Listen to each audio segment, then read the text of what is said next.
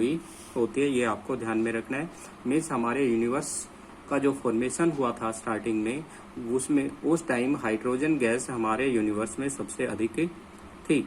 और जो भी हमारे प्लेनेट, स्टार और यूनिवर्स का फॉर्मेशन हुआ है वो भी हाइड्रोजन से ही हुआ है, क्योंकि हाइड्रोजन ही जो थे वो जो सिंगुलर एटम था उसमें एक्सप्लोजन के कारण से हाइड्रोजन गैस सबसे अधिक रिलीज हुई थी। तो ये आपको इसमें ध्यान रखना है। एज द नेबुला ग्रो, जैसे ही नेबुला ग्रो करता है, it develop localise clump of gas. Nebula जो है वो लोकलाइज क्लम्प ऑफ गैस, गैसों के बादलों का समूह के रूप में स्टार्टिंग में ही हमने पढ़ा था। These clumps continue to grow into even denser gases. ये जो क्लम्प्स होते हैं ये लगातार संघनित गैसों से बनते रहते हैं। Bodies and the star are formed, और उससे स्टार का निर्माण होता है, तारों का निर्माण हो जाता है। इन्हीं गैसीय पिंडों से तारों का निर्माण होता है, जो आपके नेबुला का फॉर्मेशन जिस ग्रुप ऑफ क्लाउड से होता है, तो इन्हीं ग्रुप ऑफ क्लाउड्स के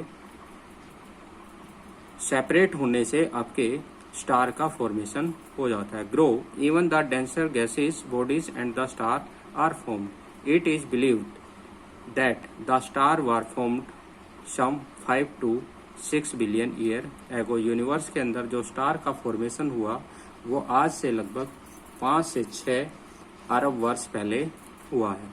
तो ये आपको इसमें ध्यान में रखना है, फॉर्मेशन ऑफ स्टार। इसके बाद आता है आपका formation of planet. Formation of planet, तो ये फॉर्मेशन ऑफ प्लेनेट क्या है, इसमें भी आप ध्यान रखिए। स्टार तक हम पहुंच गए थे, जबकि स्टार्टिंग में हमने पढ़ा था कि स्टार के टूटने से ही आपके प्लेनेट का फॉर्मेशन हुआ है, यानी कि स्टार, स्टार मीन्स सन, सन का फॉर्मेशन हो चुका है।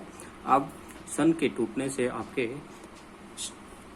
प्लेनेट का फॉर्मेशन होता है। तो इसमें देखिए, there are 3 stage formation of planet. Planet के फॉर्मेशन के लिए भी 3 स्टेज आती है। The planet are formed from the star. Star से जो है वो ग्रहों का निर्माण हुआ है। Which are localize lump of gas within a nebula. जो तारे थे वो नेबुला के अंदर गैस के गुंथित झुंड थे। लोकलाइज लंप, लंप मीन्स होते हैं गुंथित होना, एक जगह पर इकट्ठे होना, ऑफ गैस, गैस के झुंड थे।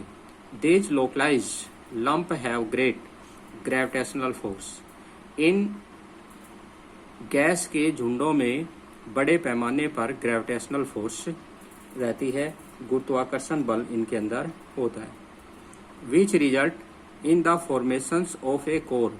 ये ग्रेविटेशनल फोर्स ही इनके अंदर केंद्र के निर्माण में सहायक होते हैं, जो इनको एक कोर के रूप में इनका निर्माण करते हैं, कोर के रूप में इनका निर्माण करते हैं। A large rotating disc of gas and dust develop around the gas core. इस गैस का जो कोर बनता है, इस कोर के चारों तरफ जो है वो एक बड़े पैमाने पर घूमते हुए गैस और डस्ट पार्टिकल का समूह इनके चारों तरफ घूमने लगता है। यानी कि स्टार्टिंग के अंदर मैं आपको दिखाता हूँ कैसे बनता है।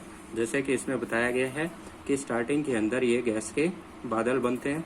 ये गैस के बादल छोटे छोटे होते हैं और फिर इन गैस के बादलों में ग्रेविटेशनल फोर्स इंक्रीज होता है। ग्रेविटेशनल फोर्स इंक्रीज होकर के ये एक दूसरे के नज़दीक आ जाते हैं, ज्वाइन टूगेदर। ये आपस में एक दूसरे को ज्वाइन कर लेते हैं और ये बड़ा बन जाता है और इसमें एक कोर बन जाता है, कोर, सेंटर पॉइंट बन जाता है। ये सेंटर पॉइंट जैसे ही जनरेट होता है तो इस सेंटर पॉइंट के चारों तरफ ये पूरा धीरे धीरे बन करके एक कोर बन जाता है, सेंटर पॉइंट बन जाता है। और सेंटर पॉइंट के चारों तरफ जो है वो डस्ट पार्टिकल, क्लाउड्स और अदर जो पार्टिकल्स है वो क्या कर रहे होते हैं, घूम रहे होते हैं, इसका रिवोल्यूशंस कर रहे होते हैं। इनके रिवोल्यूशन से धीरे धीरे इनका टेम्परेचर रिड्यूस होता है और रिड्यूस होकर के ये आपके प्लेनेट का फॉर्मेशन कर जाते हैं, जो इस स्टार के चारों तरफ थे।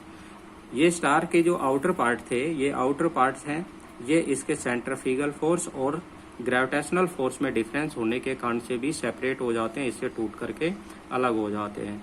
जब ये टूट करके इससे अलग होते हैं तो उस कंडीशंस के अंदर भी आपके प्लेनेट का फॉर्मेशन हो जाता है। तो इसमें यही दिया गया, ए large rotating dish of gas and dust develop around the gas core. Gas core के चारों तरफ जो है, इस गैस कोर के चारों तरफ है डस्ट और क्लाउड्स जो है वो रोटेटिंग करने लगते हैं, घूमने लगते हैं।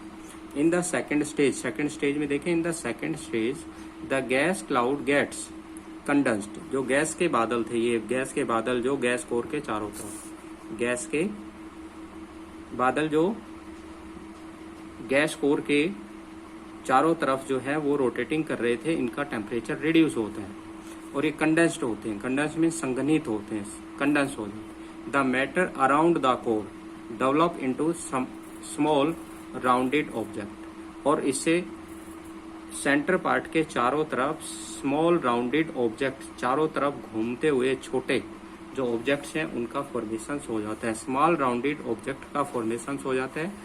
These small rounded objects develop into the planetesimals. ये छोटे छोटे जो पार्टिकल्स हैं, ऑब्जेक्ट्स हैं, ये प्लेटेनिजेमल्स यानी इनके अंदर ग्रहाणु बन जाते हैं। छोटे छोटे, ये गैस के रूप में थे, छोटे छोटे इनमें एटम्स बन जाते हैं, ग्रहाणु बन जाते हैं। By the process of cohesion. Cohesion means होता है इनको संघनित करना, इनको आपस में एक दूसरे से मिला करके रखना, cohesion. Planetesimals are a large number of small bodies. ये स्मॉल छोटे छोटे बॉडी के होते हैं लेकिन इनकी संख्या बहुत अधिक होती है। These planetesimals are attract to one another, और ग्रेविटेशनल फोर्स के कारण से ये प्लेटेनिजेमल्स होते हैं, ये सारे एक दूसरे के नजदीक आते हैं।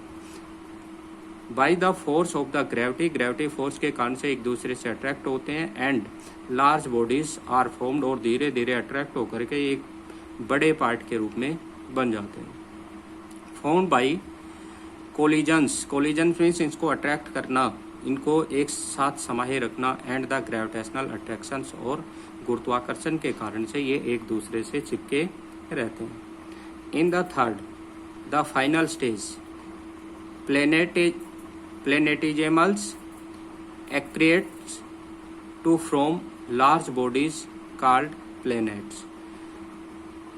ये प्लेनेटिजेमल्स होते हैं, ये एक दूसरे से संघनित हो जाते हैं और इनका आकार बड़ा हो जाता है, जिनको हम प्लेनेट का नाम देते हैं। तो इसमें क्या बताया है कि स्टार्टिंग के अंदर ये गैस के क्लाउड्स होते हैं। इन गैस के क्लाउड्स के अंदर जो है वो ग्रेविटेशनल फोर्स इंक्रीज होता है, ये सारे एक दूसरे के नज़दीक आते हैं और ये बड़े पार्ट के अंदर बन जाते हैं। बड़े पार्ट में बनते हैं तो इनमें ग्रेविटेशनल फोर्स रिड्यूस हो जाता है और सेंट्रीफ्यूगल फोर्स इंक्रीज होता है, जिससे इनके सरफेस का आउटर पार्ट्स है वो इनसे सेपरेट हो जाता है। ये छोटे छोटे पार्ट में सेपरेट हो गए। इसके बाद इनका टेम्परेचर रिड्यूस होता है और इनमें कंडेंस होता है। टेम्परेचर रिड्यूस होने और कंडेंस होने से जो स्मॉल पार्टिकल्स थे वो सारे एक दूसरे के नज़दीक आते हैं। एक दूसरे के नज़दीक आने के बाद जो है इनमें मैटर का फॉर्मेशन होने लग जाता है। स्मॉल राउंडेड पार्टिकल्स हो जाते हैं, ये घूमते हुए छोटे छोटे पार्टिकल्स जो बन जाते हैं, और उसके बाद धीरे धीरे ये चेंज होकर के हमारे प्लेनेट के रूप में जाने लगते हैं।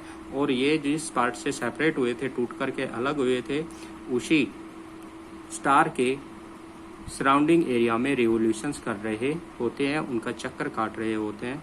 और जो सेंटर पार्ट होता है वो सन हो जाता है, उसके आउटर पार्ट्स होते हैं वो उसके प्लेनेट और उसके सैटेलाइट का फॉर्मेशन हो जाता है।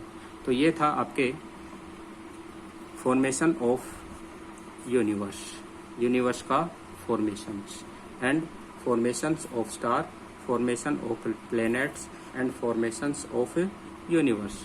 तो इन तीनों में से कोई भी आपसे पूछ सकते हैं, इनको अच्छे से आपको अंडरस्टैंडिंग करना है, अच्छे से आपको समझना है। और इनको डी.आर. खुल्लर में ये आपके अच्छे से समझ में आएगा, इसलिए डी.आर. खुल्लर में इसको अच्छे से रीड करना है, क्योंकि जो एनसीईआरटी में है उसमें इसका एक्सप्लेनेशंस पूरा नहीं दिया हुआ है, केवल टॉपिक दिए हुए हैं। टॉपिक को हम पूरे को कंप्लीट नहीं कर सकते जब तक हमारे पास उसके लिए मैटर अवेलेबल ना हो। तो इसको ईजिली वे के अंदर डी.आर. खुल्लर के अंदर इसको अच्छे से समझाया गया है, इसको आपको यहीं से पढ़ना है।